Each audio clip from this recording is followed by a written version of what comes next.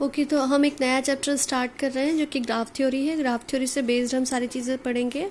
आप लोग बस एक चीज़ ध्यान रखना है, जो मैं टर्मिनोलॉजी बताऊंगी वो इंग्लिश में है और आपकी जो बुक है उसमें हिंदी के बाजू में वो इंग्लिश के वर्ड दिए हुए हैं, तो आपको समझने में आसानी होगी, ठीक है। और साथ में आप इंग्लिश वर्ड भी जानिए, क्योंकि आगे आप जब एमएससी में जाओगे तो आपको बेसिकली इंग्लिश में ही पढ़ना होगा, है ना। तो आपको ज़्यादा बेटर होगा कि आप साथ साथ में हिंदी के साथ साथ आपको इंग्लिश के वर्ड्स भी पता होना चाहिए। सो हम स्टार्ट करते हैं। What do you mean by graph? Graph क्या होता है? तो ग्राफ जो होगा, जब भी हम कोई ग्राफ की बात करेंगे तो ग्राफ दो चीज़ों से मिलकर बनेगा। एक वी होता है उसके अंदर, एक ई होता है। अब वी क्या होता है? तो वी जो होता है सेट ऑफ वर्टाइसेस होता है।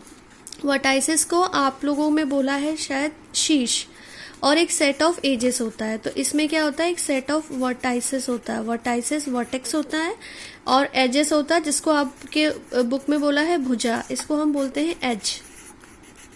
तो इन दो चीज़ों के जब भी कोई ग्राफ की बात होगी तो एक आएगा वर्टेक्स और दूसरा आएगा एज। इन दोनों के कॉम्बिनेशन से मिलकर जो बनता है ग्राफ होता है। मतलब एक ग्राफ अपने अंदर दो सेट को रखता है। अगर हम ग्राफ बोलें कि मेरा कोई ग्राफ जी है, वो अपने अंदर दो सेट को रखता है। पहला सेट है सेट ऑफ वर्टेक्स का, दूसरा सेट है सेट ऑफ एजेस का। इन सब के कलेक्शन को जो हम क्या कहते हैं, हमने कहा था कि इन सब